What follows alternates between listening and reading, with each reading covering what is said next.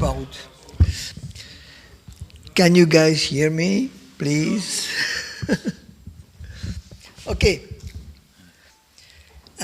It is my pleasure to have Jean-Luc Paillet, because we are both from the same university in Marseille, both retired, by the way, but both best university in France and in Europe and the rest of the world.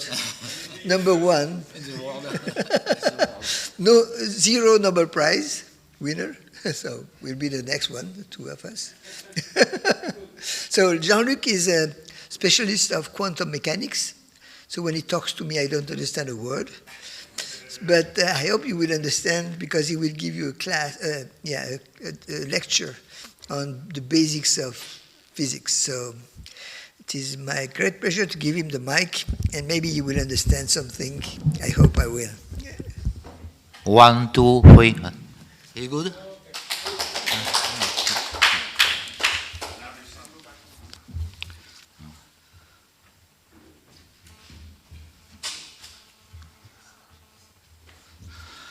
Why talk about the standard model and beyond? In fact, the theoretical understanding of the cold fusion processes is very complex, because it seems to involve all the known interactions. It seems reasonable to place ourselves in the standard model, which totals the most knowledge and observation in the field of fundamental physics, with certainly the necessity to go beyond. We make a brief reminder of the standard model, reviewing the general concepts involved in the 4 fundamental interactions. We start from the classic Lagrangian mechanics and then guide you through essential developments leading to the model. It is coherent in its mathematical representation and describes very well what is observed. But some concepts seem beyond human understanding. We have particular duality, interaction by exchange of virtual particles, the Higgs boson and mass, etc. I try to answer some legitimate questions in a natural way.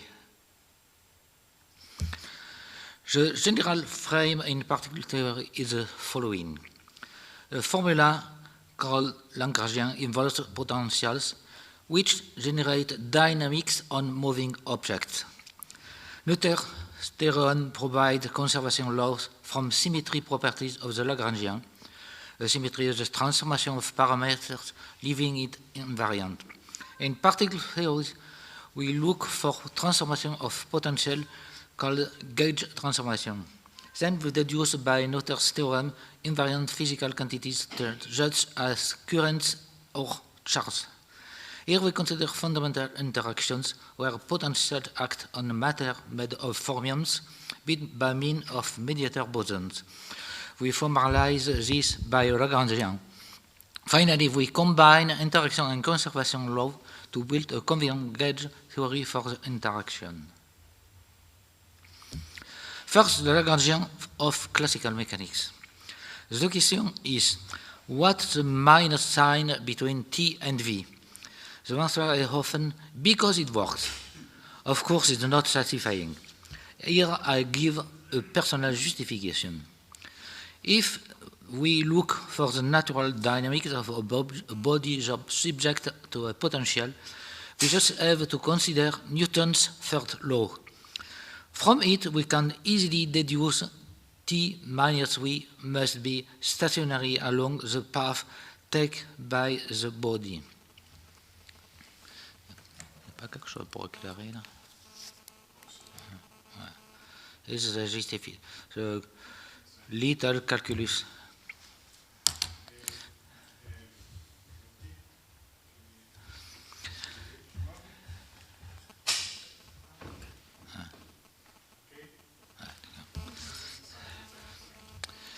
At the same time, we arrive at the principle of least action, called also principle of stationary action, the heart of analytical mechanics.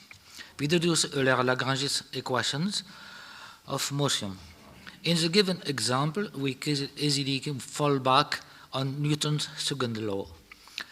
Note the concept of conjugate momentum and the Hamiltonian representing the total energy deduced from the Lagrangian.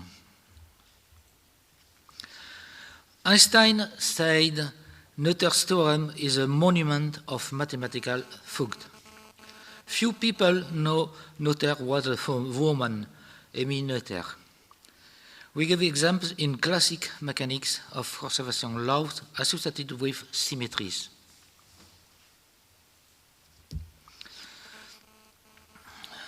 We move on to classic field theory, where the introduction of special relativity implies considering space-time coordinate.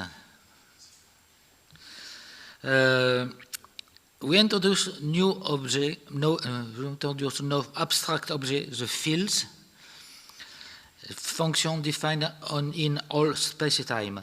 Then the Lagrangian is replaced by a space density. Instead of coordinate and temporal derivatives, the parameters of Lagrangian are fields and their space-time derivatives. We give here an example of Lagrangian for a scalar field associating a number with each point of the space-time and containing a mass term. We can still recognize a dynamic term in red with time derivative and a potential term in blue with space derivative. Note the Lagrangian of the theory is not unique.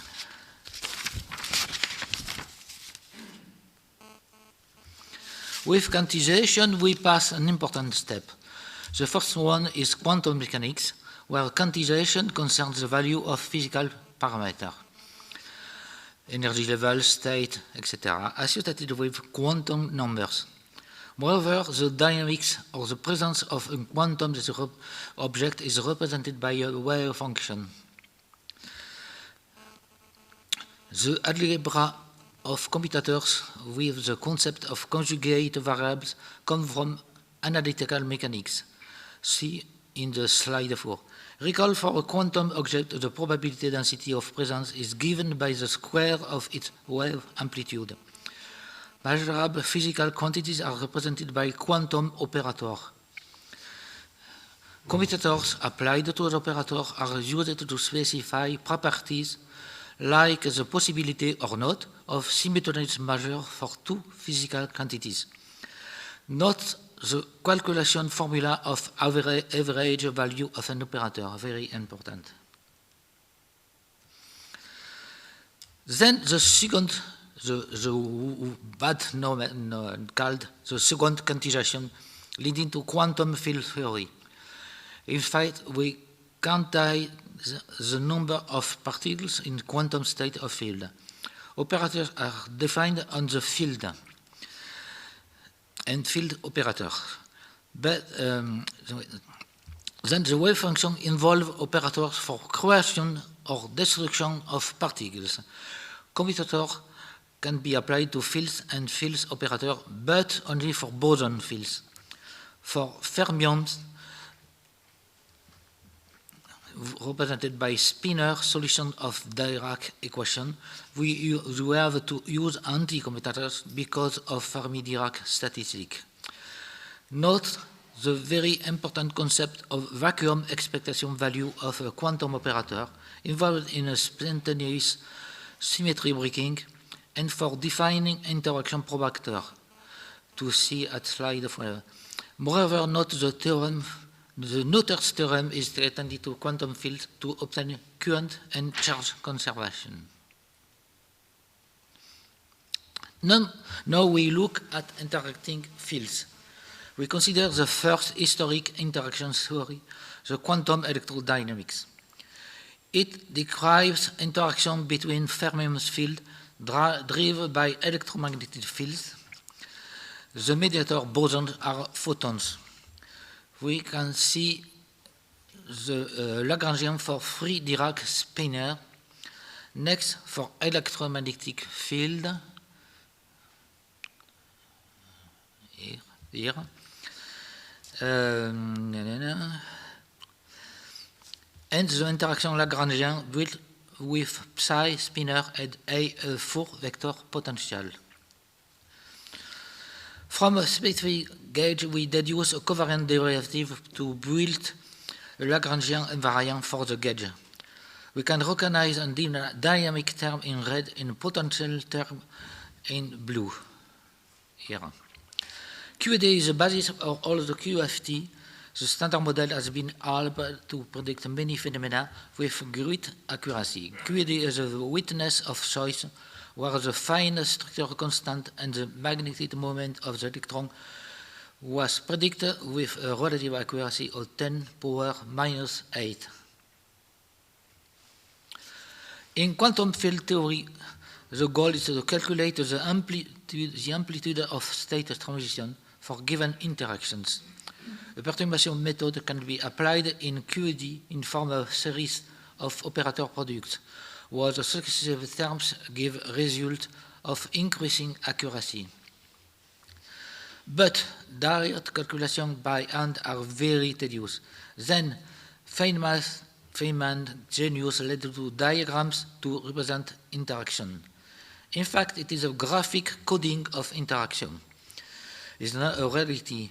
Net application of Feynman rules correspond to program execution, directly providing the transition amplitude in algebraic expression.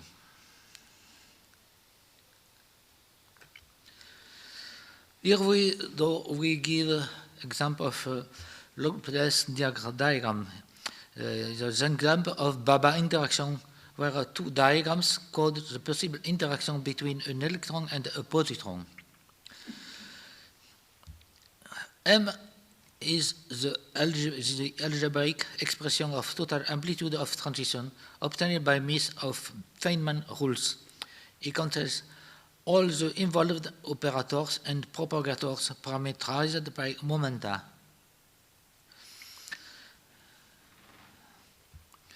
Note the particles at the output F plus and F minus at the right depend on the input energies. So, if energies are high enough, we can have quarks or hadrons at the outputs. Here we give a heuristic explanation for a legitimate question of how come a exchange of virtual photons cause a repulsion or an attraction between particles. We consider a transfer of 3D momenta. For attraction, this momentum is negative, strange, but is not heretic, because a virtual photon is not a physical particle. It's a fleeting perturbation of the field. So a virtual particle can violate the energy moment relations thanks to Heisenberg time energy relation. Loops pose a big problem to the initial theory because they can imply divergent integrals. And the renormalization process was for a long time considered as a state of time until the Kenneth Wilson work on the renormalization group connected with his top theory of critical phenomena and phase transitions, which earned him the Nobel Prize. I wrote in bold what is essential for even an idea of the process. Note the important beta function, expressing the dependence of coupling on energy. When beta function is positive, perturbation method can be used. Now we review the strong nuclear force formalized by quantum chromodynamics, a gauge theory where the product of transformation are not commutative. We give reasons justifying the introduction of new shares conveniently represented by the three primary colors in additive synthesis. The antiquarks carry anticolor charge represented by complementary colors. And so the beta function is negative, associated with observed strange properties, color confinement and asymptotic freedom.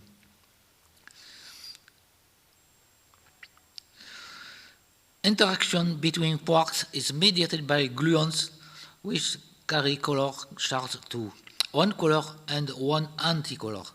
This leads to interaction between gluon too, thus a great complexity in the calculation. We can see a condensed form of the Lagrangian with still a dynamic and a potential term. At low energy, long distance, the strong coupling in color confinement prevents using perturbative method. But there is a very promising method in vogue, lattice QCD, where quarks are at the vertices and gluons on the edges. The calculations are however very complex. On the other hand, at high energy, small distance, the weak coupling in asymptotic freedom allows to apply perturbative method. Finally, what concerns us most is the so-called residual nuclear interaction between nucleons. We called a very promising analytic model allowing to go beyond the numerous factual models. It provides the magic numbers, the nuclear magnetic momenta, and the collective rotation. However, it requires a lot of computing power. In fact, representation in algebra geometry could allow vertiginous reduction of analytical expressions. We note the Arcani amplitude drawing, shortcutting hundreds of QCD Feynman diagrams. The weak nuclear interaction was very difficult to formalize because of its not usual characteristic indicated here. But if fertilized the X-field hypothesis. In general, the mass of interaction boson is inversely proportional to the range of interaction. So, as this range is very low, of order 10 power minus 17, one can predict the bosons of weak interaction are very high in masses, 80 to 90 gigaelectronvolts. Note the range mass relation is not true for gluons with no interact with the X field. Here we can see a diagram of interaction between the no particles and with the X field.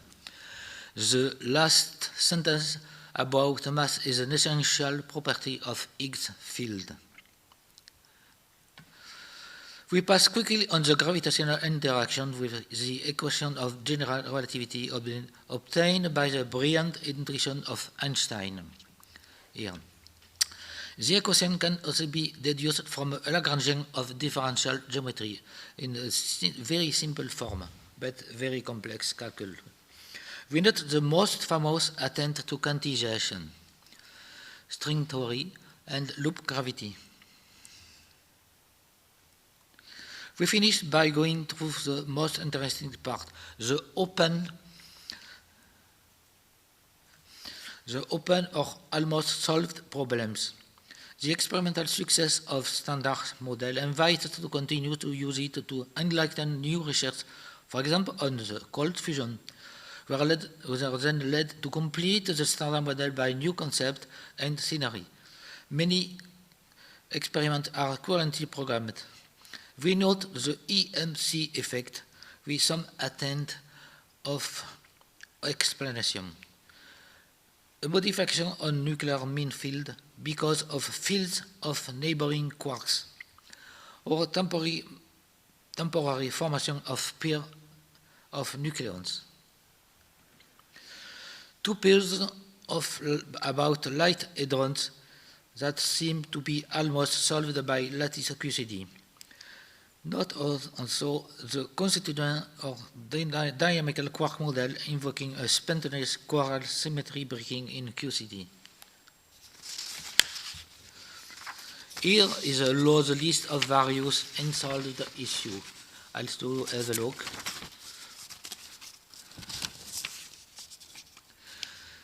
Then a very mediatic subject, neutrino oscillation, with the conjecture of seesaw mechanism. The explanation the explanation of oscillation is simple if the neutrinos of non-zero masses and different according to the flowers, electron, muon, and tau. As a consequence, we have a combination of three different wavelengths, thus interference causing oscillation on a long path. Some words about current theoretical and experimental research methods to overcome the standard model. In particular, the physics of hidden sectors, where new particles are very weakly coupled to those of standard model through interaction portals. It seems the particles called actions or action-like are very promising.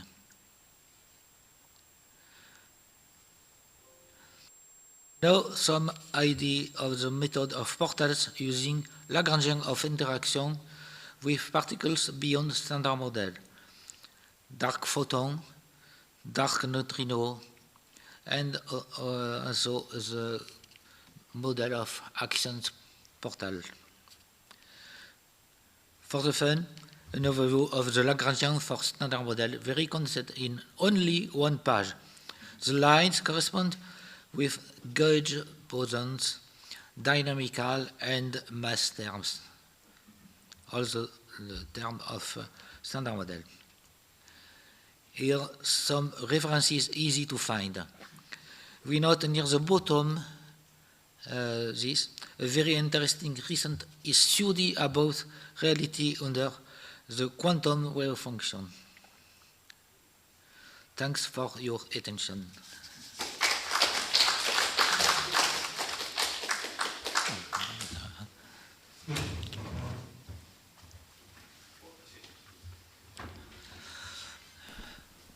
I made a poster for eventual discussion for more easy for the question, but Okay, thank you for a very interesting presentation. At the end, you said that axions are very interesting. Yes. And there's a large proportion of the Russian low-energy nuclear research community that think they're very important. So I have two questions. Yes. One, what is an axion? What is an axion? And two, what happens when it gets exposed to an intense magnetic field? Action is a hypothetical particles which could be weakly associated interaction associated with some particle in the standard model, but its parameters are not known with precisely because no, it is just hypothesis. So I think that they can. Its interest is to adapt well to the interaction with standard model. It's possible, but it's very difficult to detect. And some experiment with a large collider consists to do experiment to see if it exists. And so you don't know what would happen when it's exposed to an intense magnetic field.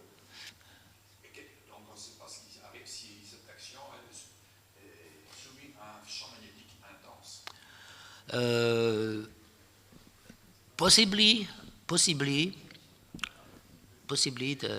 I don't know. We don't know.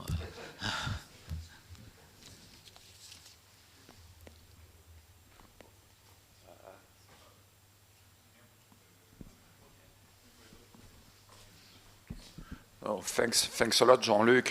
You had 30 slides. I guess that each slide would deserve 1 hour, if not 1 day, to follow you. So, it's hard. But maybe 1 month. And but I saw also the hypothesis of quark mixtures. Quark? Quark mixtures. When you mix... Mixture? Oui, mixture. what is the question about quarks mixture? This is interesting. This is an hypothesis, or experiments have shown something like this. It's a possible explanation for some weirdness of observation. Presently, there is experiment in colliders. We give it seems there are mixture of four quarks, pentaquarks, and even at very high temperature, it's possible to have a soup. Comment dit une soupe? A soup of quarks and gluons. But it was what certainly so in the old, the early age of the universe, when temperature was higher than the electroweak temperature. The electroweak temperature is the time corresponding with the time where electromagnetism and wake interaction was unified. And after the temperature decrease, and it was the time of the quarks. Because the quarks were not yet united in hadrons. And when the temperature decreases, the quark can be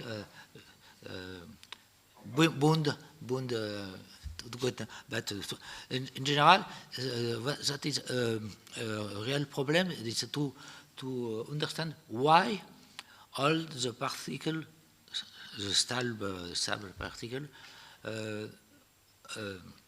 exist by three with masses different, but we can see what relationship between these masses and the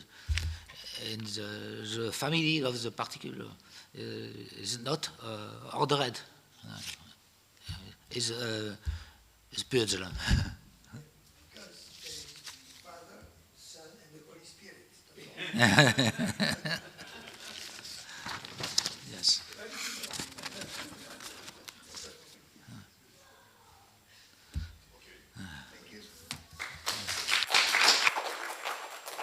Oh, we have 5 minutes. Also, 5 minutes for Celani's question. If someone want to ask Celani.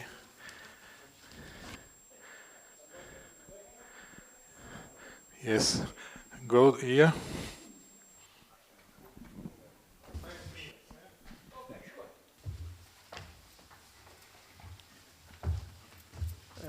Francesco, you have reported about large amount of this energy excess, power excess you have measured. Yes. The question is, you haven't presented it to us, how you measured or determined this power excess you have said. So how was the method to determine? Yes, the method is, it is just thermometry, not calorimetry. Yeah, so I use thermometry because it's fast. Mm-hmm. We make calibration using the same device, all the same, everything same, and just giving conditioning time shorter, not 38 hours, but at the fixed measurement 3 hours and after down. Anyway, I wait always for equilibrium time. So I impose that in such short conditioning, very short, it is hour 0. So we keep number of temperature outside, inside just for... I understand you have a reference, and then compared to this reference level, you and can then determine. It's very simple formula. Very simple formula. The temperature active minus temperature of reference, divide temperature of reference, multiply for the input power. Maybe it's better I wrote. Very, very simple. Okay, you can speak It's about systematic, later. Then. simple. So we just make with the true data fitting only second order fitting, low level fitting, just to see better. So okay, we so can, I understand there yes. is a special formula for that. no, and you stupid, use- so very really. No, okay, so, but I understand that you can calculate this, how much power you have produced Yes. additionally, yeah? But next point, you have spoken also about two important parameters that should correlate very well. Yes, yes. And they determine all the whole situation in your experiment. In some way. So I didn't okay, understand what the is- parameters are. Okay. Example, we stay in some stable condition, maybe 100 watt, just to have an idea. When it's all flat, all stable, all, I take off immediately, very abruptly, the power supply. I disconnect, and I measure the voltage coming out from the wire. It has to be 0, but it's not 0. Number different. They are a few millivolts, the range. But we can measure very easily because in DC condition. And this voltage decrease over time, not just a moment, but over time decreasing the temperature of inside of the reactor. It's correlated, so it's With the decrease of the temperature. decreasing. So usually I wait 1 minute, 2 minutes, not more, because not important. Otherwise, if I wait too much, the system lose the capability to have large, just it, the next step at a lower power. So I make typically 30-35 minutes of high power, few seconds, maximum 1 minute without power, and after I reduce from 100 to 90 watt, and again I repeat sequentially up to 0. And I compare the data with the reference that has done the same treatment. Really simple way, Okay. very conservative. So I think there is no mistake. And also because the spontaneous voltage is completely related to the HS power calculated by its elementary formula. And moreover, if we make it simple calculation using Ohm law, the real voltage coming out from the wire is put in high impedance. It's not only few millivolts, but larger, very, very large amount of voltage. So the next experiment is thinking to measure the true voltage coming out from the wire. We have very roughly, I make just one experiment. So one last day before coming here. So just make one test. Okay. And instead disconnecting ground from the wire and measure the voltage with the counter electrode, and I measure about 3 volts, so large value. But yesterday I make some more calculation, better, and if I don't make mistake in the calculation, considering the current, so simple electrotechnical formula, the true voltage open circuit is over 500 volts. Over. So we don't understand why so large. I give power 50 volts. Disconnect, but the true voltage 500. We have to see the wire. I have done something similar with about 20 centimeter long constant wire Yes. in hydrogen. When I heat it in hydrogen, when I open the circuit, Yes. there is voltage between the two sides of the wire. I've done the same thing. I've seen Oh. something similar to you. Very good. So we can change data. Okay. I give you all my data. All right, thank you. If you have time, we can discuss We it. can discuss that later. All right. Thanks a lot. And it will be similar in some way to the experiment. Remember experiment of Fabrice? Okay. The voltage of, in your case, is 100 millivolt or something like this. Even, But Yeah, the but true it's- number was not, I used the worst condition to measure because one side is grounded. The 3 millivolts, 5 millivolts, were just what survived to the value, just because resisted 30 ohm wire resistance. But one grounded, so the current go to zero, go to ground. But even some millivolts measurable. The true voltage is higher. Okay, I hope in some weeks to give you the true numbers coming out. But, oh, scusate.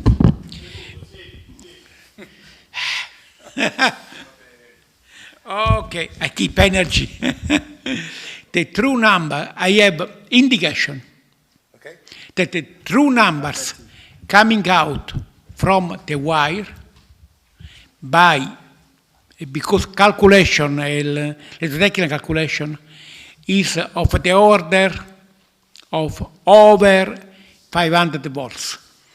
So we don't understand why. We have some very funny idea. So at the moment it's better I will be silent because otherwise you will touch me with wood. Ok? Professore, scusi se mi permetto. Ok. Però forse se fa vedere il grafico risulta pure più semplice a loro la comprensione di tutto quello che sta dicendo.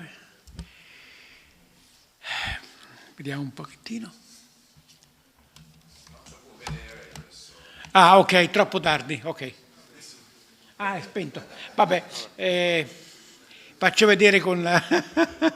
Ok, thanks for the suggestion. But I think now it's possible to... Anyway, very, very simple procedure. Reliable. In 2012-13, sometimes we observe such effect, but was out of our control. We cannot make systematic study. So we think correlated, but no, not sure. Impossible to show to other people, just ourselves. So maybe Bob and Mattia remember, so, oh, very nice, but... Ecco. One moment, microphone. Yeah, the evaluation I tried to do about the spontaneous voltage that you... Can you speak louder, stronger? When I evaluated the spontaneous voltage creation in Yes. your system, it was in 2014, something like that. Yes, I went to your lab, okay, I spent yes. 3 days with you and Yeah, your family. yeah. It was really great. But my conclusion were... yeah, can I? My conclusion that the evidence of voltage production is real. We don't know the electromotive force being able to be created, and the possibility that it's coming from a thermoelectric Seebeck effect is still there. I'm still not sure about it. Okay, thanks. Okay, go. Bob. La firma, mettete la firma, Qual è la firma? signature. Questo? Yes, it is.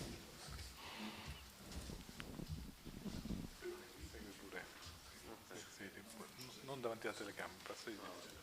Hi, my name's Bob Greenyer. I'm a volunteer with the Martin Fleischmann Memorial Project. Oh. I don't need that. It's not broadcasting anyway. So I hope I can wake you up just before our photo. Oh, no. Yeah, that's cool. Thank you. Okay, if you needed to hear me, here we go. And a laser pointer, lovely.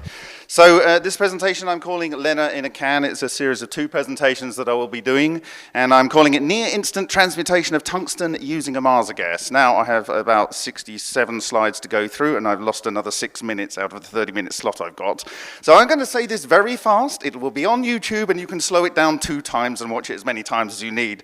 If anyone has any questions about what I'm saying, they can either see me in the afternoon at any point, and I can explain. It's not going to happen. I've got 26 minutes. Okay. But they can listen to it later. Okay, all right. I will keep talking when you walk out, so. All right, so basically I have a phenomenological hypothesis to what I'm talking about today, and I came up with this a couple of years ago when just the weight of evidence in various LENR experiments started to mount up. And then I found out that most of it had already been suggested before, which is great. So essentially, I'm saying the process likes to fit things into a small box. I like to explain things so my children who can understand. And therefore, energetically advantageous products will be favored. Okay? The statistical guide, as far as I'm concerned, for products outside of the energy yield in the point above, is the crustal abundance, since the driving processes are ubiquitous: friction, fracture, compression, cavitation, sound, electrical discharge, etc. I believe we've got 4.5 billion years worth of experiment, which we can look at in the crustal abundance. The processes like to reduce input materials to alpha particles. It's not a black hole, it's a thing about the size of an alpha particle with lots of alpha particles in it. Products are largely alpha conjugate nuclei, including alphas, with carbon being the prime output if it's not so intense. Oxygen, silicon, calcium, they're very common. Energetic alphas can lead to transmutation. And the production of protons and tritium are due to fermionic nuclei. They can't live in the Bose condensate, so they get spat out. So this is why you see tritium in LENR, and the next one is helium. So, other fermionic nuclei are favored, like 23 sodium, 27 aluminium. We've observed 61 nickel on Hutchison samples, and that's been supported by the ICCF 23 presentation of Irina Savatomova in corona discharge, and 207 lead for synthesized elements in an experiment, as they don't fit inside the condensate. We do? Okay, I'll speak slower. I speak slow. Okay. Because you were threatening me with a really big bell earlier. Okay, all right. That's a deal. I'll hold you to it, Claudio. Perfetti.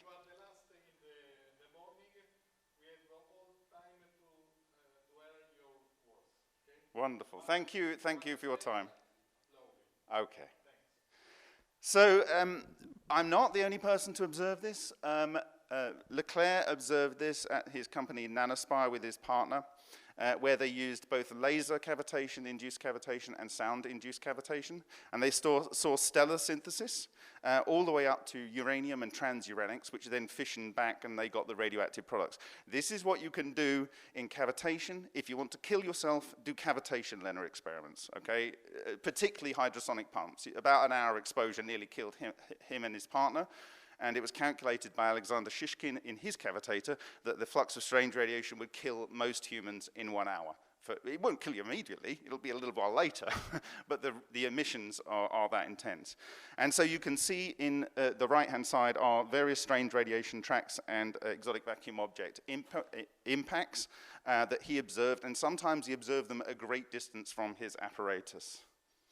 This is Stanislav Adamenko, and he worked with Vladimir Vysotsky at the Proton 21 labs. They did 600 man-years, as far as I understand, to produce a 700-page book on nucleosynthesis, and they basically discharged 300 joules at 1/10 C into a target. They used all of the metals, and they synthesized all of the elements from whatever metal they started with. But more often than not, I'm going too fast, aren't I? I'll slow it down. More often than not, they synthesize lead, and the reason I believe that is because it's the last stable element. So everything tries to work towards lead, and if there's any lighter nuclei, it ends up synthesizing things in the middle through an almost real-time fission and fusion reaction. Anyway, the apparatus was moved to the US, and I think it's now at Brookhaven National Laboratory, and they're looking at using that apparatus for making fusion. And I think George Miley is involved, actually, with that. Okay. So we're going to step back in time here to Langmuir, because we're talking about the sort of disappearance of tungsten. And from 1909 onwards, he found that there was a 7,000 times production of gas based on the volume of the filament in his experiments, and he asked General Electric to give him 5 years to study it. This was thought to be potentially because there's water on the inside of the glass, and that was evolved. It went on the hot filament. This produced tungsten oxide, and it produced atomic hydrogen. When you've got atomic hydrogen in this scenario, according to Matsumoto, you start to synthesize itonic clusters, which are microball lightning, and these will start fissioning the tungsten, and you'll see later the potential gaseous fissioning products, which is one of the most prevalent in our experiment. Should be, but we need to do that test. So many of you may know about this. These chaps, Gerald Wendt and Clarence E.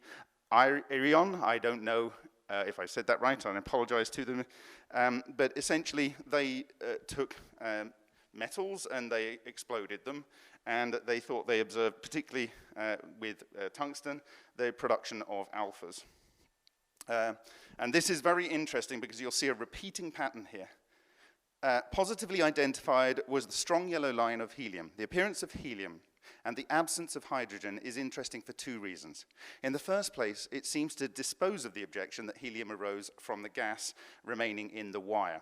For in that case, hydrogen should also have been visible, for it was probably originally present in the wire. I'll cut to the end. Rutherford was also unable to detect hydrogen from bombardment with alpha rays of carbon, oxygen, magnesium, silicon, and sulfur, whose weights are multiples of 4. Though he did detect it with boron, nitrogen, fluorine, sodium, phosphorus, aluminium, whose weights are not such multiples. So you can get the emission of a proton from a high-energy alpha hitting these non-bosonic, non-alpha particle conjugate nuclei. So the idea that Piantelli sees these protons come out, and many researchers have observed production of protons in their experiment. You're seeing this work from the 1920s or whenever, or 1932, or probably before. Anyway, at the time, the neutron wasn't understood there. They have a thing in here about how tungsten is exactly 46 times the atomic weight of helium. But if you look at the simple atomic model, then you would have a different opinion about whether it could occur, as he observed. Now, there is an Australian called Simon Brink, and he presented at ICCF 21. And he did many explosion arc discharges from capacitors with water. And here is tungsten. And tungsten synthesizes iron, copper, zinc, zirconium, and all the elements there. I'm going to focus on zirconium because this is my understanding of what's going on. But what you are synthesizing in these experiments is always HHO. Because you've got water, you've got electricity, you're going to get essentially the scenario to produce oxyhydrogen gas, because you're going to get some splitting of the water. And I think a lot of people have missed this. So the exchange reactions with oxygen, there's an online calculator. It's free for anyone to use. It has 1.6 million calculations in there. It's near instant. You can do cascade reactions, fusion, fission, and transmutation with or without cold neutrinos. It's free to use, but you type in oxygen-16 and tungsten isotopes, and the top of the list is it synthesizing zirconium with 117.485 million electron volts. And that is the smallest box. The most energy is the thing that is produced when it's in the smallest box. And you see zirconium. And in many LENR experiments, historical, if you use these calculators, you'll see that the products they see are the ones that fit into the smallest box. Okay, this is Mizuno. He had his his singularity, like Pons and Fleischmann's singularity. And it was with tungsten, potassium carbonate, and water, and the tungsten blew up, and it produced, by the thermal heating rate of heating of the water volume, a COP of about 800, which is what they calculated. But I've done a video on this, you can go and look at it, and the products are easily calculatable using the calculator. So I need to give a grounding to those people who don't know the background from where I'm coming from. The hundreds of people out there that watch me talk about these things on a day-to-day basis, they've already had this history. So I'm going to give you the potted nugget of what you need to know to understand where I'm coming from. And you can go and explore these pieces of research in your own time. So I think one of the most seminal papers in this whole field is by Uritskev et al. And it is, again, exploding a foil. In fact, they did a range of foil explosions. And it's in water, and therefore they will be creating HHO. By the way, just that's aside, because that's what we're going to be talking about with the Marsa gas. The transmutation of titanium, almost entirely 48 titanium, was to all of the elements you would expect from titanium, if you run the calculations.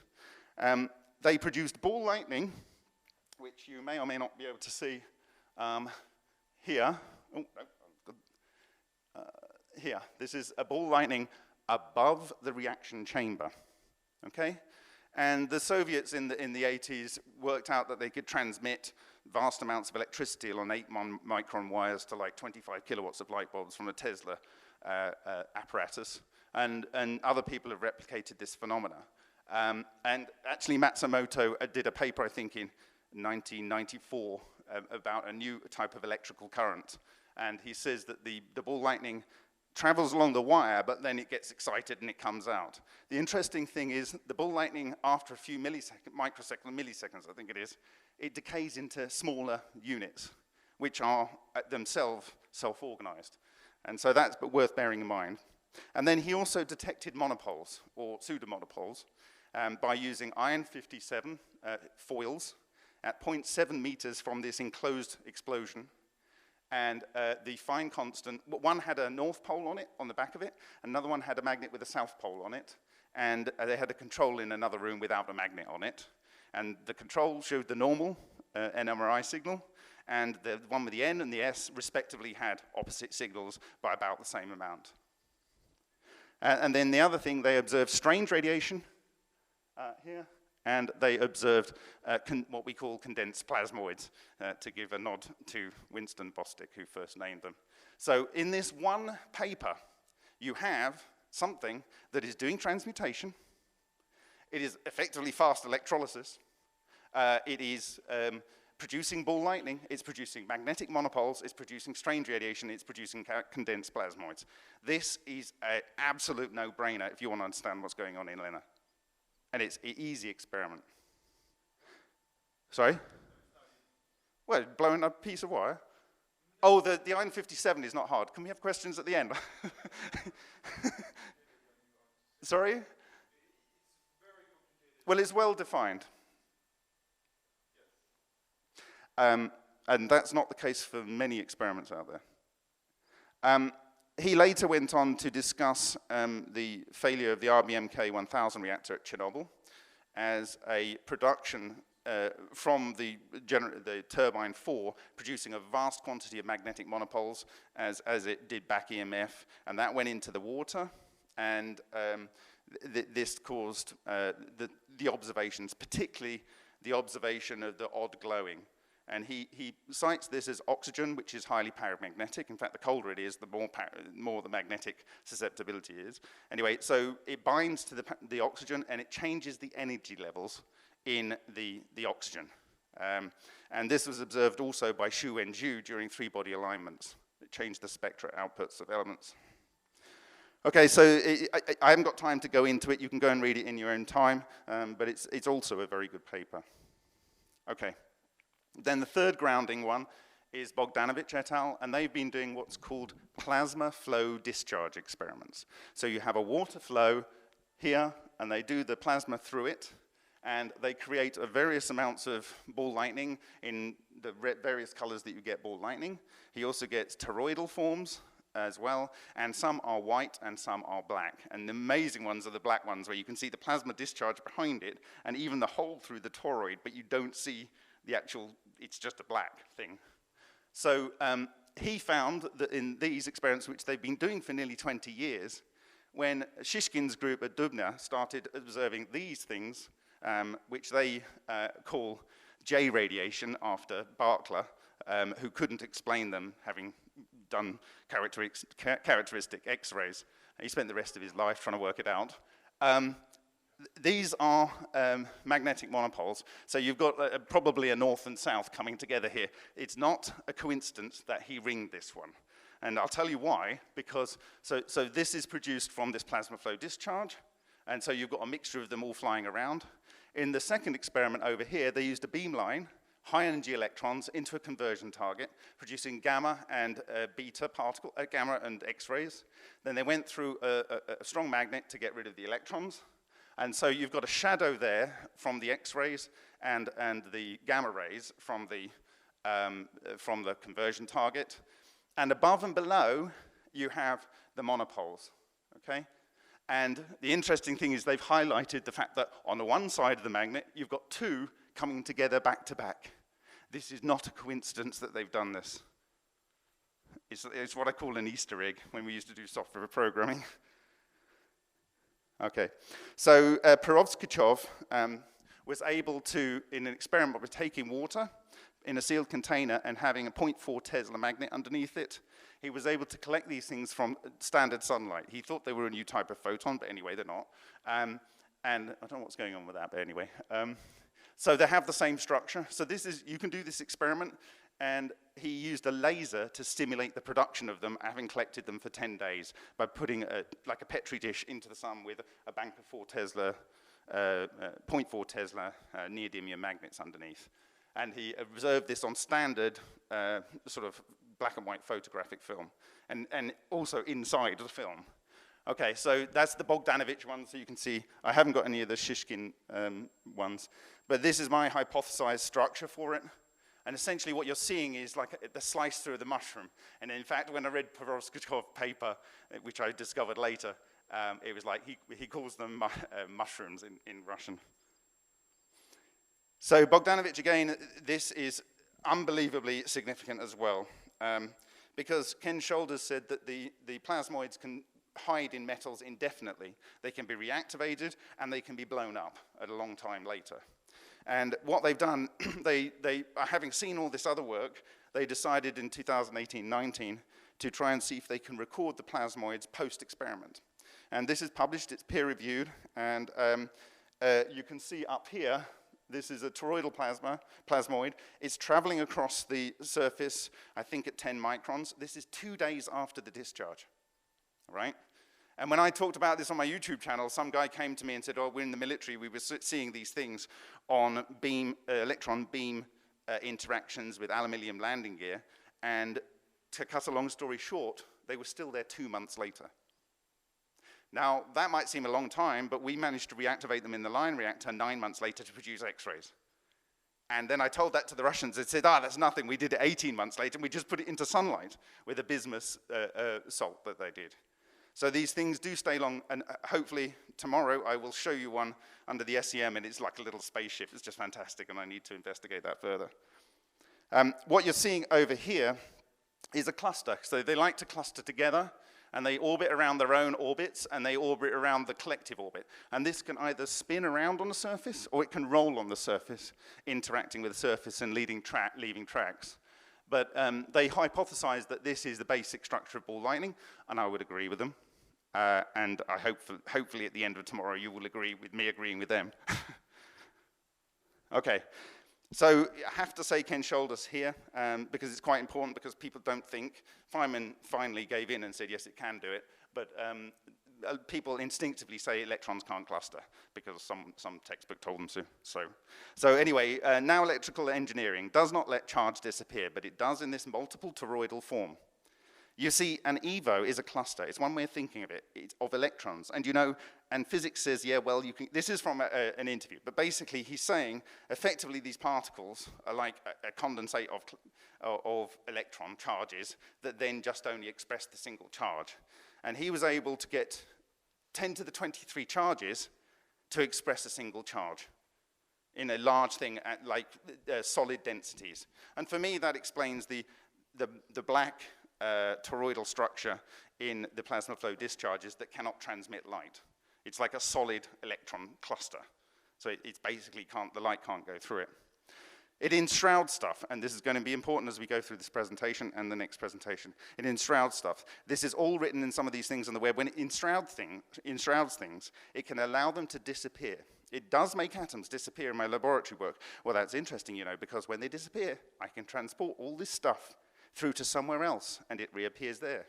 That's teleportation. So it does that very nicely. And I have seen that in multiple experiments, and I'm not the only one.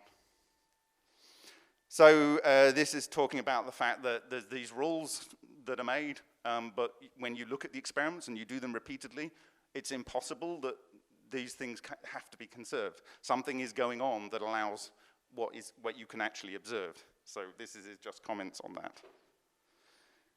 Okay, so the next person is Takaaki Matsumoto, and he talks about electronuclear collapse. And I'm going to cut right to the chase. This was presented in ICCF 7 in Vancouver, 1998. And so very, very simple experiments. This really is extremely simple. Water, potassium hydroxide, 1 millimeter lead electrode, the same voltage that comes out of your Italian sockets, roughly, and a few milliseconds of pulses. It's producing, because it's AC, definitely, it's producing a HHO. It wasn't considered at the time. This is why this is contextual with what I'm talking about here. So they have these lead spheres that are synthesized, and he also had a lead torus, but anyway, most of them are lead spheres, and that is what happens mostly.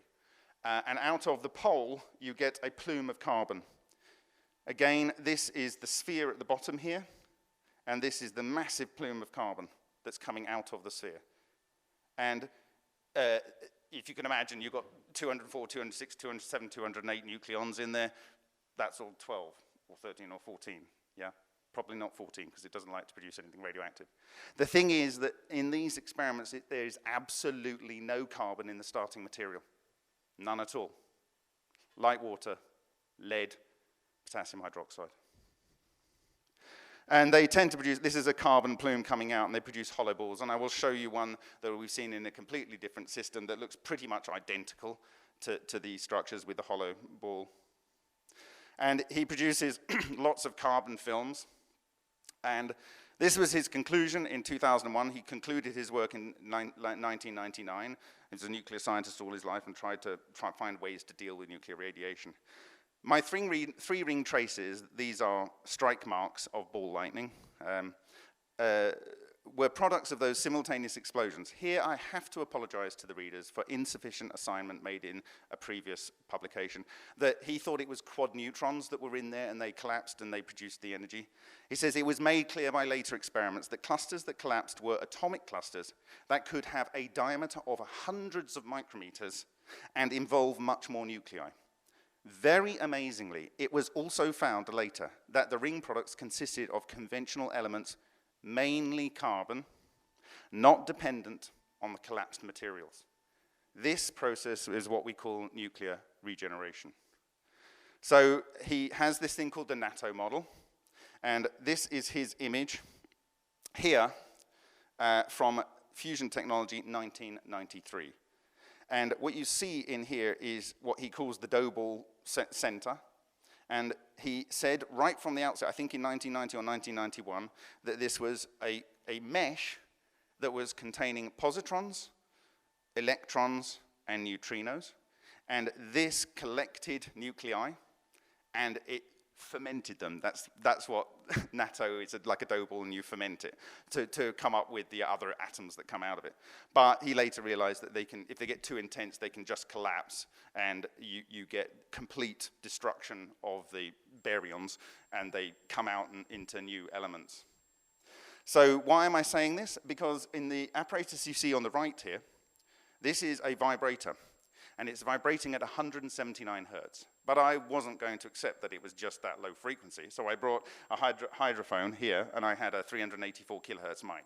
And yes, there are lots of ultrasonics going on there. For whatever reason, this motor might be creating some harmonics or whatever, but there are ultrasonics.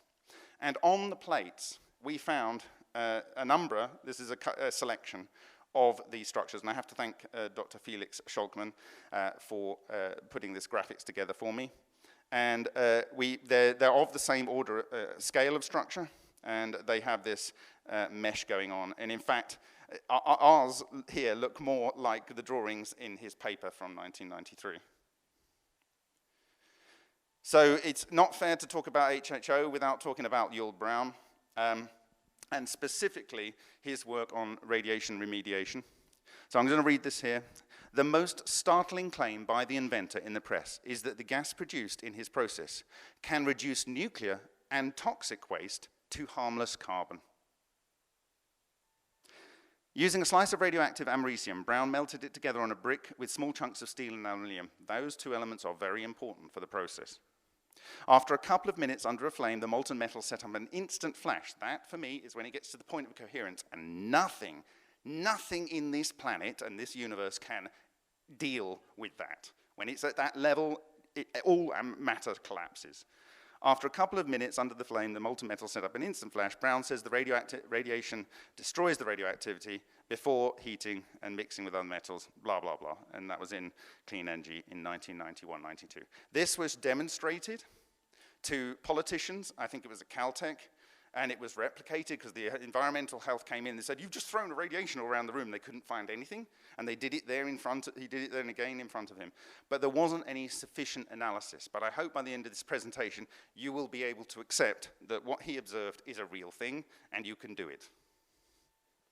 So this is the vibrator. I've slowed it down. This is, I think, maybe 8 times slowed down.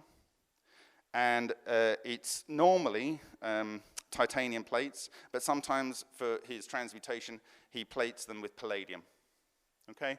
When he's producing the Amarza gas, he also does alternate voltages, potentials on each plate.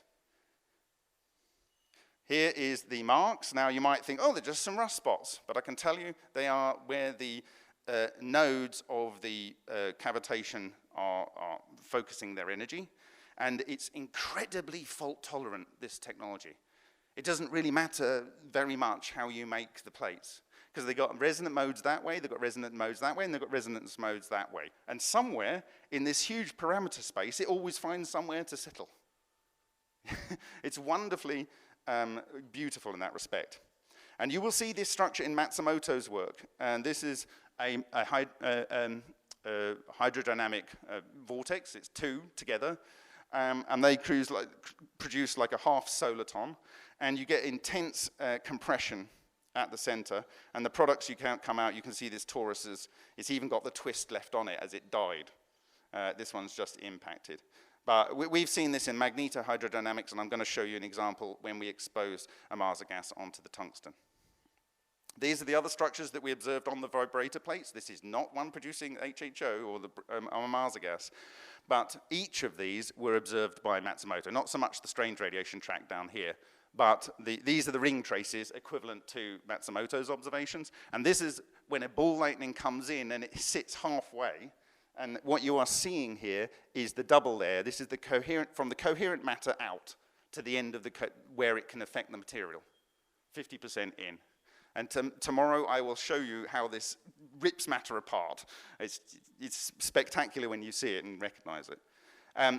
He called these structures itonic clusters of hydrogen and hydrogen frost. I'm not sure they are, and I would like to go back to this sample and see if this is actually a diamond precipitate. But I take his word for it. At the moment, he said it was some ultra-dense hydrogen crystals, and so it would be nice to determine that. And we will talk about this particular trace in terms of live video of these production of these traces. So on a palladium-coated one, those were on a steel plate, you have this figure of 8. This is the typical spot with your hydrodynamic vortex. In the center, you have diamond or carbon, and it always has a bit of nitrogen impurity. I think it's something left over from what's left of when it gets there.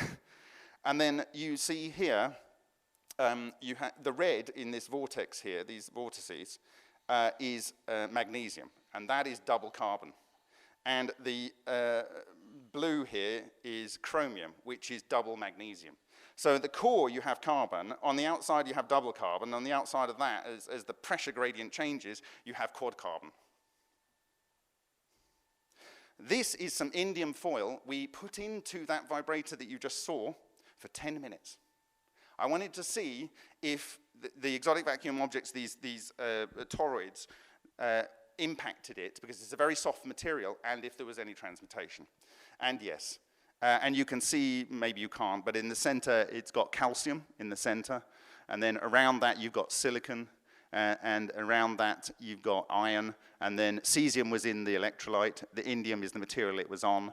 Oxygen's obviously everywhere. Nitrogen's everywhere. And carbon is in the overall cluster. Okay? So, and this is an experiment. You literally put it in. When I put it in, you know how indium is very soft, right? You pull it out, it was hard. It was really hard, right? Right, George, I mean, you were there. So this is the experiment that we did for the tungsten exposed to HHO, or in this case, a much more advanced HHO. We showed that all of the observations by Matsumoto are created by just the vibrator. The strange radiation, the circular tracks, the clusters of hydrogen, and the NATO models. This, I believe, is what's causing the very dense gas that doesn't come out of a glass. You can put it in a glass, and I believe that this is why he can store his gas for, I think it's now 13 years, and then use it in a standard steel gas canister at 10 bar. You can't really do that with hydrogen. A couple of years, and it's done in brittlement, right? So here's the experiment. You can see George with the vacuum cleaner. We had 20 minutes to come up with an experimental design, and I thought, well, no one's ever captured the particles coming off. I wanted to capture the particles coming off and put them in a separate container and see if the evolved particles had the same transmutations that I didn't know what I would see on the actual tungsten, should there be any transmutations on there. So you can see the high-speed camera. It's not at high speed. We've got the high-speed thing, and you can see George there. This is Mr. Dr. Ruoshin Amaza here, and that's me being the silly person right in front of the flame. So you will see how long this experiment is, and then we will look at some of the transmutations that occurred. So this is the gas, and we will talk about later how when you do a spectrum of the gas at this point, it's almost entirely OH radicals. You don't see any hydrogen spectrum, you don't see any other gas spectrums, just OH radicals, which can maze. Those astrophysicists among you know that this self-mazes and produces microwave, but anyway, I believe that's critical to what's going on in this process. Okay, I want to show you the whole experiment. You haven't got long to wait.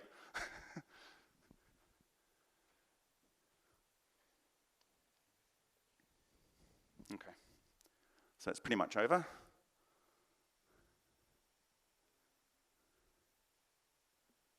You see how George's hand is so steady with that long pole?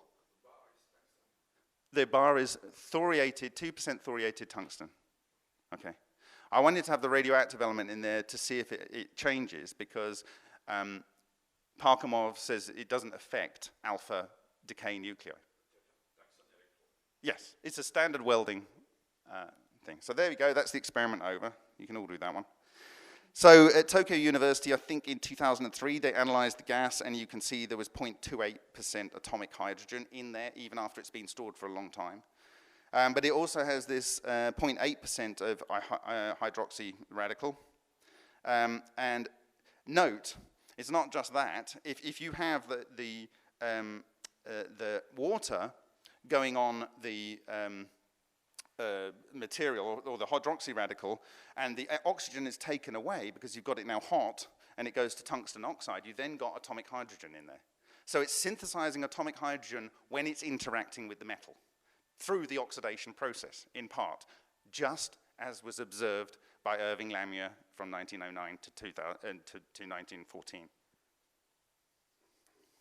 So this is in this room. There's my colleague Slobodan Stankovic, who is standing over here at ICCF 22. And this is him showing the spectra from the unimpinged gas, and it's almost entirely the OH radical. So this is our tungsten welding rod. This is an analysis of it, and you see, obviously, there's some carbon contamination, there's an oxide on there, and you've got a bit of thorium, which you would expect. This is the surface, one section of the surface, and it would appear that whatever is going on, it goes into the surface, and it produces this condensed matter state, in my view, and then it grabs a load of tungsten nuclei, and then it fissions. And in every single location, we observe calcium. It's the only thing that's in every single place you look. And this is very interesting, because if you take the isotopes of calcium, and 180 is a rare isotope, it's 0.14%, but 182 and 184, the next two down, they comprise 57% of natural tungsten. And they all fission to calcium isotopes and xenon. So I would have done this last year had there not been the sniffles. We have a gas analyzer, and we have a Yule-Brown genuine HHO gas generator. And I would have looked to see if we can see the xenon as the sister product. But anyway, this is what you get. It might be that xenon fissions again. It was the favored gas of shoulders and to get fission energy. This is another area, and you can see every single location has calcium. Now, I told you I would come back to this hydrodynamic structure. Here I've got it as a magnetohydrodynamic structure, and you're going to see this on other examples where we are impinging the gas onto other metals. But you have the vortex, one always sits over another, and you have this other one over here. They can form this triplet. This is the Father, the Son, and the Holy Ghost, by the way. Well, that's what I call them. Again, we got some samples here that's not so relevant. And there's the reactions again. So I'm looking around this sample, and you can see in particular places, there are concentrations that are higher than they are other places. And these are the same places as the same kind of structure that I presented in this place at ICCF 22 that was found in the 7-month reactor of Alexander Parkhomov, which I called the pretzel. And I said, in the future, this is going to be a very important structure. And then I analyze this, and I go, oh, there's one, and you're going to see more of them. But this is intense, intense magnetism. Intense magnetism. So this is the filter. And so you can see some particulates that have been caught in the polycarbonate, or whatever it is, the carbon and oxygen fibers. And you see the same transmutation products, and you also see tungsten. I think the strontium there is a band overlap. So I think we can ignore that. Interestingly, you don't see any thorium. And, no, we put a brand new surgical filter that no one would have known what I was talking about, but I think everyone does now, on the front head of the vacuum cleaner. And you saw it in the test. That's what George Eagley was holding. So I thought, no one's ever thought of doing this. It's important to know what's coming out. So you can see again here with all the various elements, and they're all the elements that are synthesized on the metal. This is an Indian that's used razor blades, a PET bottle, and some water, and a 12-volt battery to make his HHO with some potassium hydroxide. And out of the PET bottle, out of this hypodermic needle, he's forming a coherent matter ball, a ball lightning, in the yellow state, very similar to the ones that we'll be talking about in the Vega experiment tomorrow. And what you're getting is you're getting a capillary instability, and that's causing vortices to go around here that help the self-organization. And this is the same kind of capillary instability that you will see when I show you the 10-yen coin. So this, for me, is a beautiful, beautiful experiment, because we have very, very pure materials. We have PTFE, which is just fluorine and carbon, okay? And on the right, we have very, very pure titanium, Okay, these are the things we're going to use with the Yamaza gas. And this is the experiment. Blink and you miss it. That's it, done. Right? Okay? So there was this structure. Now, all around here, you can see very, very stoichiometric, or whatever it is, the proper ratio of tungsten oxide. And for those that know the rainbow metal, they will know that different thicknesses of oxide will produce this rainbow color. Okay? But otherwise, this is extremely pure tungsten. Titanium, rather. Titanium. And on this titanium, this is one of the money shots. Not everywhere, but in a particular location. So a condensed plasmoid came into here, and we're going to look at this in a different part. It exploded, and in fact, this is a piece of PTFE, which is somehow in the middle of the tungsten. Titanium, rather. I'll get this right in a minute. Everyone makes that mistake. Now, what you see is these self-organized spikes that appear like they're somehow magnetically or electromagnetically repelling and attracting each other. And what you find is that at the bottom, you have nickel. A little bit further up, you have iron. A little bit further up, you have chrome. Then you have titanium, and then you have a carbon nanotube. Alpha conjugate nuclei. Here's some close-ups on them. You can see how pure this is. It's literally completely amorphous titanium. And you've got all these structures. So typically, you have a cone where it lays down the alpha particles in the structure, and then you get these carbon nanotubes coming out the end. And this was verified at Madison, Wisconsin University. We gave them the sample to look at as well. Oh, and the other thing is, these split ones, you can actually see the torus of the exotic vacuum object that builds the structure. So here we go, there's the calculations for you. The helium add to titanium goes to chromium isotopes, the helium to chromium isotopes goes to iron the isotopes, and the helium on the iron goes to the nickel. Okay? Or you can just shortcut it by taking the carbon onto the titanium. So in context of what I've just shown you, the Celani patent from 1992, applied for in December 1992 and awarded in 1997, I think. It's now free to use. They use a refractory metal and an electron beam arc. This is to add fuel in. But he nails pretty much every point you need to know about how to do, in my view, this technology.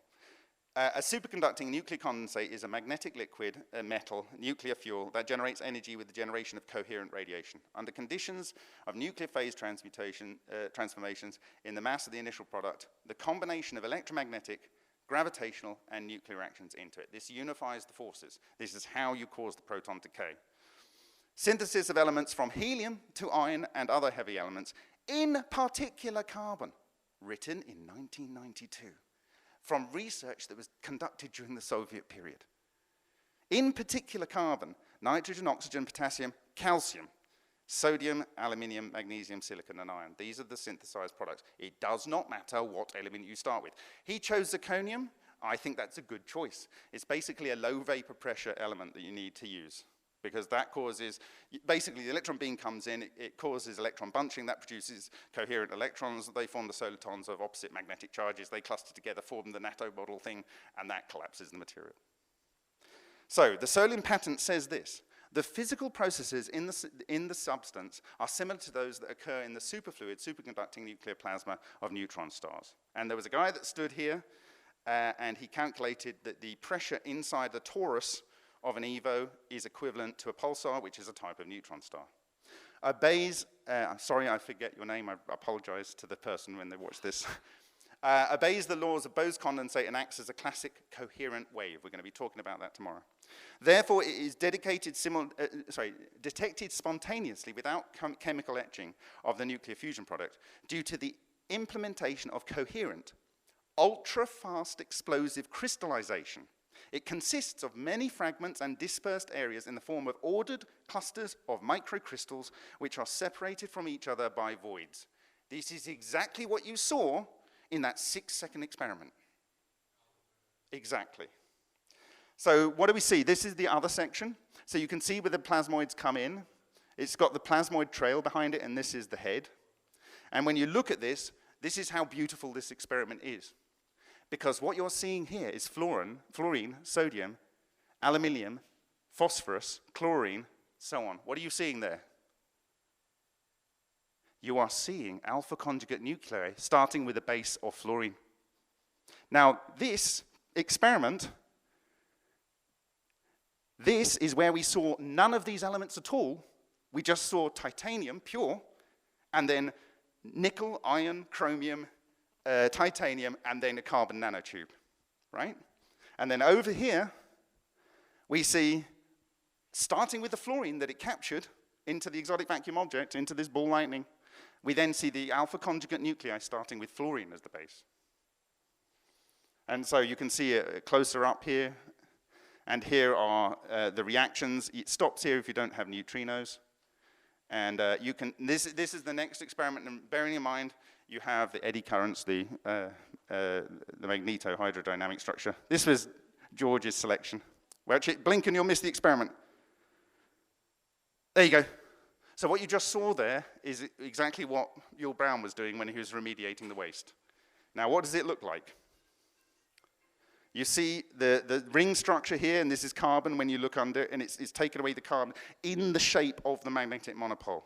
Then this is also a magnetic monopole, but a larger one from a different orientation.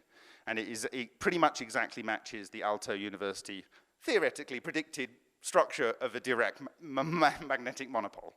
But it's in Eaton Live. Now, why is this interesting to me? Because ball lightning, when they blow up, they make a sulfurous smell. There's hundreds of years of this. Now, listen. This is this area where we just produced this thing. On one side, you see a hole. On the other side, you see something the same size, but it's not there. This is because you've got a spin field going around. One is ripping the material out, and it's slamming it down in the overall ball lightning that's in this location. But in this structure here, on one side only, you see what I call these cobblestones. And on the cobblestones, you see copper oxide. And bearing in mind this could have happened after the experiment, I don't know. But what I told you about Arutskev is the ball lightning that he had, a few milliseconds later, it produced smaller ball lightning that then drifted away, right? This is the scale of a normal microball lightning. It's about 1 micron, 2 micron. And it's rolling around like you were rolling a snowball. Now remember what I said about what Bogdanovich showed in the May 2019 paper. He observed plasmoids moving around 2 days after the experiment. If these are plasmoids in the sphere form, not the sphere form, not the toroidal form, it's taking oxygen-16 and oxygen-16 and making sulfur-32. This is with indium. Indium's interesting because it melts at 156.6. I chose that element because it has the most of the isotopes, it's like 97% or something, is a beta isotope. It's a very long-lived beta isotope. But I wanted to see if it was very reactive when you get introduction of coherent matter. And the interesting thing is, this gas, when you put it on, this lasted longer than the tungsten and the titanium. And it glows like an incandescent light bulb. Oh dear. Right, I'm going to go quickly. I told you. So you can see here, this is slowed down 8 times, but you can see the interaction. And it goes like jelly. I don't know if you just saw that there. It doesn't melt and fall off. It keeps its form, but it flaps around in the wind like a rubber sheet. So here are the same kind of structures you saw coming out of Matsumoto's balls. And they're from like volcanoes. So again, it's something that occurs partially under the surface. It does the collapse, it synthesizes the new elements, and it sprays it out. And above it, you get a head, which puts out vaporized indium, and you get the indium crystals. And then behind it, you get the synthesized elements that spew out, just like as it did with Matsumoto. And again, it's mostly carbon. Here's the carbon film that Matsumoto observed in nearly all of his experiments, again produced from this indium interacting with HHO. There's some more examples. So my conclusion, you'll be pleased, I'm here. So the Amasa vibrator appears to be able to bring about transmutation, both to the fluids, and I haven't gone into that, but it does, and metals in its environment, potentially providing a much-needed solution to radioactively contaminated areas in the world. Amasa gas applied to metals appears to act as instant LENR, causing large-scale transmutation of elements. Since Amasa gas appears to fission heavy elements, it should be suitable for treating dangerous products of the fission industry, but it doesn't appear to really affect alpha.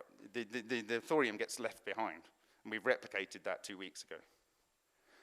So I want to thank Alan Goldwater at Magic Sound Labs for providing the SEM and allowing me to sit there for 160 hours in 10 days. To all of the crowd researchers that made this possible, and to the generous donations, in particular to Charles and Show, that made this trip possible for me to come here. And this is what a monopole does when it meets baryons. So if you've got any questions, I don't know. As a vulture, we can sit down for. We have only 5 minutes for flash, not for question. Flash. Flash. Okay, thank you very much for this very long presentation. Sorry. Comprehensive presentation. I have a simple question. Will this presentation be made available Yes. to all of us? Firstly, the slides will, but with the videos will just be the holding frame, but I've just recorded it in 2 things there, so it's going to be available probably. Slowly. It'll be on YouTube later today. YouTube later today. Okay, Bob, the Omasa gas is similar to hydrogen torch or different? It's different. Hydrogen torch is just hydrogen, and you get recombination. It produces atomic hydrogen on the fly, as I've said, yes. Going back to Langer, but it's different. Which one is, what is the peculiarity of Omasa gas? Well, I showed you it's structuring material to produce these NATO things, which are able to do collapse of nuclei. Yes, but that's even before you have the electrolysis. But there is hydrogen, oxygen, acetylene. Which one? The chemical composition. I showed you. Let me get the slide. I showed you the analysis. But there's also a mass analysis, and you see clusters of buckyballs all the way up into very large sizes. The starting composition. The starting composition is it has typically a potassium hydroxide electrolyte, and it is just water, I've got the composition. Okay, thank you a lot. Here. And this is analyzed at Tokyo University, I think in 2003, somewhere around here, somewhere. Keep asking me a question, and then I'll find it. Okay. Maybe everybody interested, so better if you write, reply to everybody. So this laser-like cut we'll talk about tomorrow. When it cut that 10 yen coin, when you look at the boundary on it, it's literally sliced like a laser. And so I thought, this is impossible because it's copper. Why would it do this? And that's got me thinking about the maser. And now we've replicated it in the Vega experiments, which I'll show you tomorrow, where you've got copper and it just cuts out a perfect hemisphere. Yeah.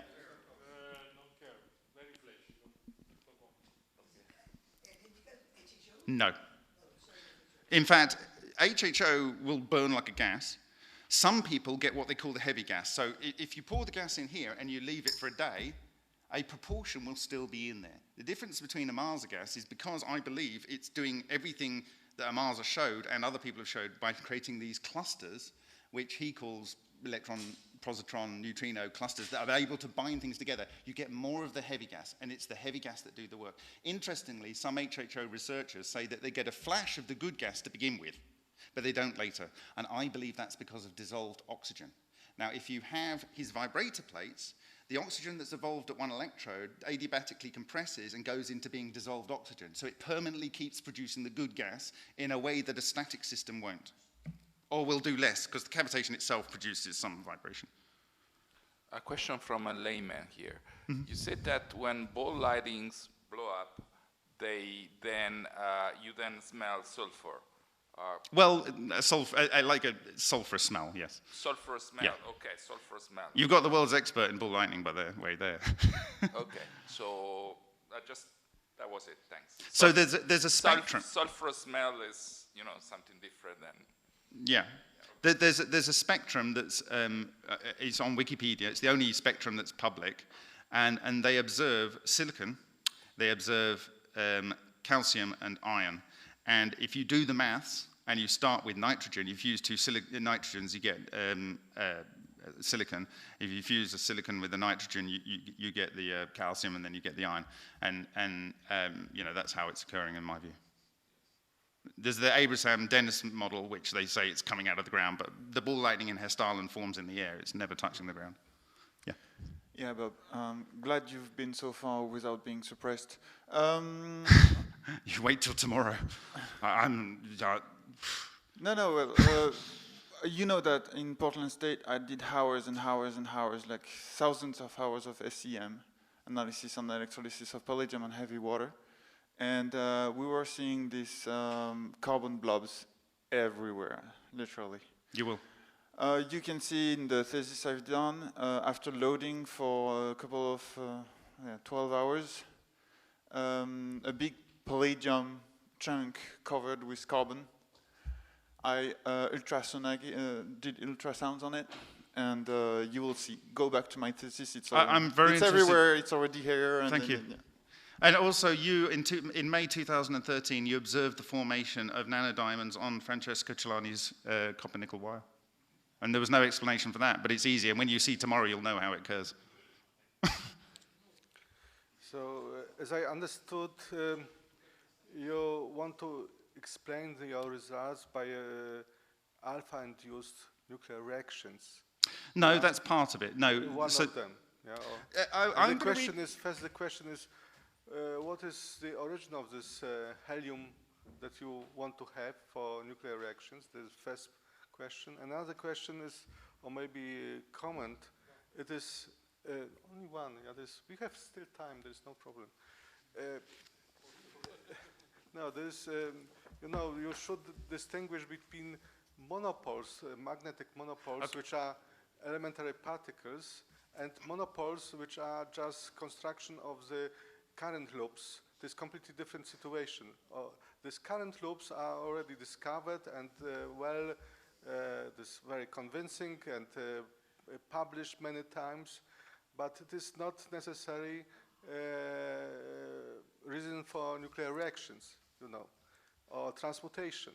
So if you present this thermal driven experiments or mechanical experiments, no, I have expression there is not nuclear origin. This is just let's say selective diffusion or something like this, yeah, coming from surrounding or from the material inside. So it is just opposite you want to say. This is my comment on. So that's great. I think Bogdanovich refers to the pseudomagnetic monopole of Dirac-like structure, and he. Sorry, what? It's just the name monopole, magnetic monopole, but it is just a current structure, electron current structure inside of the particle. It's not the particle. It's not particle. So are you talking about this? I agree.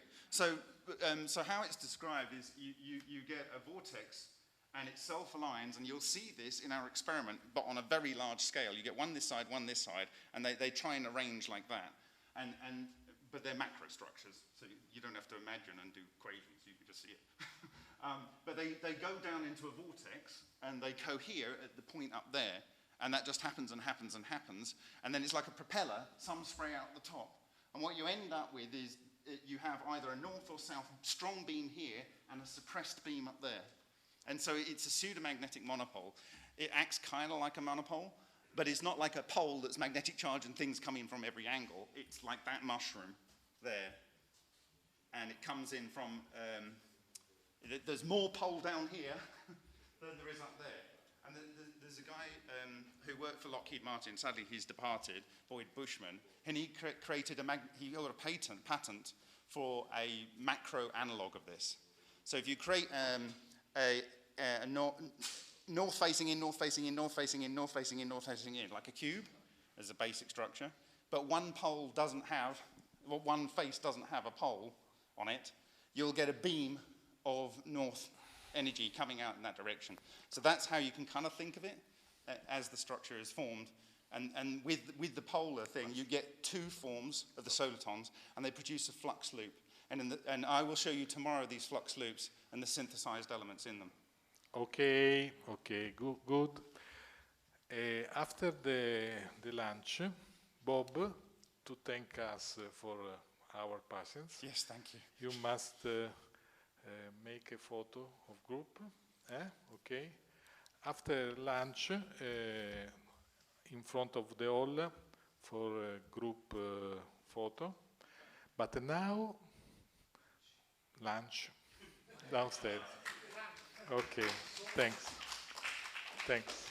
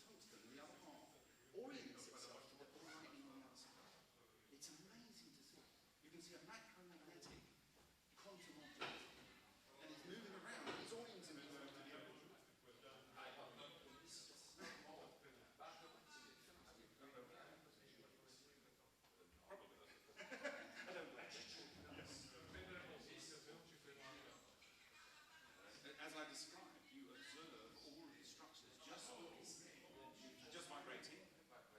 The vibrating makes the structure. Then the electrolysis gets captured by the structure. You understand?